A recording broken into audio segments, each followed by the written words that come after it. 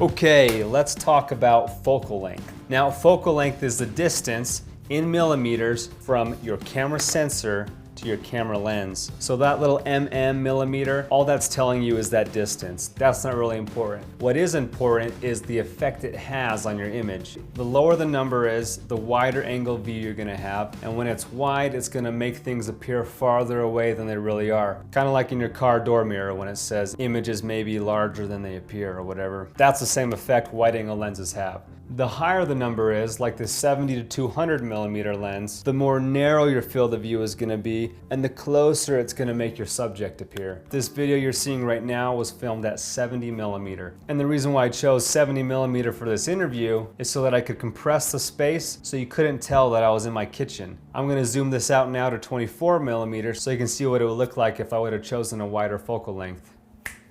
Now we are at 24 millimeter. You can see my table, you can see the lights, you can see the ceiling. You can see a lot of things that I don't want you to be seeing. And that's why I didn't choose to use a wide angle in this, because none of this stuff has importance in this interview. So let's compress that space and go back up to 70 millimeter. And you can no longer tell that I'm in my kitchen and you can't see all the junk around me. So I put together a series of photos that I took of my buddy Tanner Townsend, and I shot each photo at a different focal length, starting at 16 millimeter all the way up to 200 millimeter. So the first photo I took was at 16 millimeter. I'm literally 6 inches away from his face when I'm shooting this photo. Because my angle is so wide, I have to get really close to make him look big in the image. So when you do that, it distorts all the features of his face. It pulls his nose forward. You can see how big his hat looks. Also notice the compression, or how far away the tree looks behind him in comparison to these next photos. Let's go up now to 20 millimeter, and you see it's slightly less distorted and the background tree's gotten a little bit closer, but it's still way too wide. So let's now go up to 35. The face is starting to look a little more normal now, and that tree is coming even closer as I compress more space. But in my opinion, we're still too wide to be this close to someone's face. So let's go up now to 50 millimeter. And 50 millimeter is the focal length that is said to replicate the human eye. Or what you see at 50 millimeter is going to be very similar to what you would see as far as distance goes with your own eye. And that's probably as low as I'd go when shooting close-ups on people's faces. So let's go up now to 70 millimeter. Most photographers will tell you that between 70 and 100 millimeter is the optimal focal length to shoot the human face.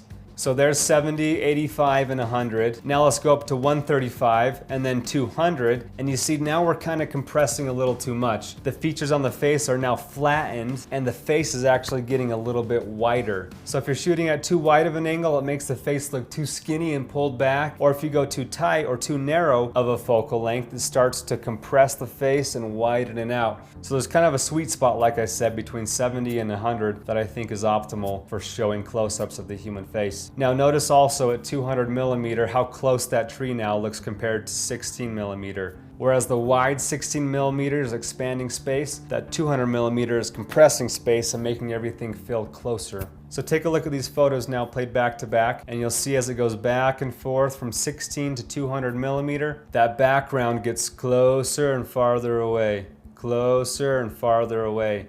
And the features on that face are getting skinnier and more distorted, and then wider and more compressed. So keep those two things in mind when choosing your focal length. Understand what the focal length does of expanding space and giving you a bigger field of view, and compressing space and giving you a more narrow field of view. So now that you kind of grasp the concept of what different millimeters and numbers mean and what they're doing to your image, let's talk now about when to use different focal lengths in which situations. First up is the wide angle lens, my 16 to 35. With this lens all the way zoomed out at 16 millimeter all the way wide, I love using this focal length for landscapes as it expands the space around me and allows the viewer to see more of my surroundings. And in the art of cinematography, it's all about perspective. You want to give the viewer the best possible perspective you can to help tell your story. So I'll often use this focal length to start off a video to help establish a location, showing the wide field of view so the viewer can see everything that's in the surrounding location. Another great time to use this is for architecture. Buildings will look a lot bigger when using wide angle lenses.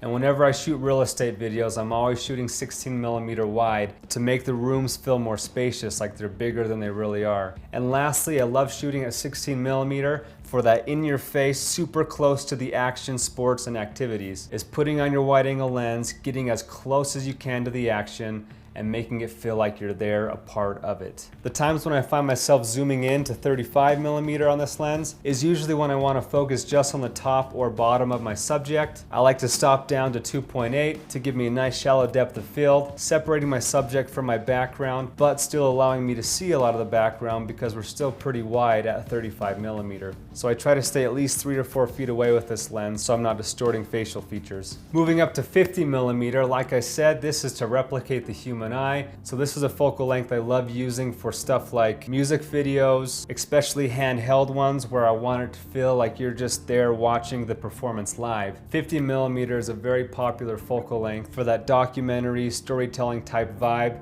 So it almost doesn't feel like you're watching a movie per se, but rather like you're just there in person. Moving on to 70mm, I recently shot a wedding where anytime I was focusing on the bride and groom's face, close-ups of them hugging and holding and kissing and whatever, I always was zoomed into 70mm to give them the most flattering focal length on their face to make all their facial features look their best. And like I said, between 70 and 100 is kind of the optimal zone for close-ups on people's faces. It's a great zone to be in for portraits, and in this case, shooting a wedding video looks absolutely beautiful. Going up to 200mm now, the main reasons I shoot at 200mm is usually because I can't get very close to my subject, so in order to fill the frame with the subject, I have to zoom in all the way to 200 to compress that space and make the subject feel like they're closer as they're filling my frame. I also like to use higher focal lengths when it's raining or snowing because when you compress that space, you can see all those individual drops of snow and water, and they show up a lot better when you're using tighter focal lengths. And anytime your background isn't very exciting or pleasing, like right now, I'm zooming in nice and tight to give you a narrow field of view so that you can't see anything else. If you don't have anything good to see in your wide view, don't use a wide angle. Pop something tight on there so you can focus in on just what you want to focus in on. So hopefully that gives you a better understanding of when to use different focal lengths and which situations. I want to now walk you through a few videos and show you shot by shot which focal length I chose and why, to give you a good idea in different types of videos why you would choose certain focal lengths. So first let's start out with an action sports video. Our first shot is a drone shot, which is about 24mm. Next was a wide 16mm shot to show off all of our riders. Next another drone shot, so about 24mm. Then we cut to an in the action shot at 16mm. Another drone shot fixed at 24. A GoPro shot, which is a little bit wider than 16mm. Back to a drone shot. And then another 16mm wide showing all of the surrounding elements to where the rider's at. Another 16mm. This one's a little bit tighter at about 35mm, but as you can see, most of the video was shot at just 16mm, every once in a while mixing in a 35mm for a little bit tighter perspective. Next example is a wedding video that I shot. First opening shot is at 16mm wide to establish the location. The next one was shot at 85mm on a 1.4 aperture.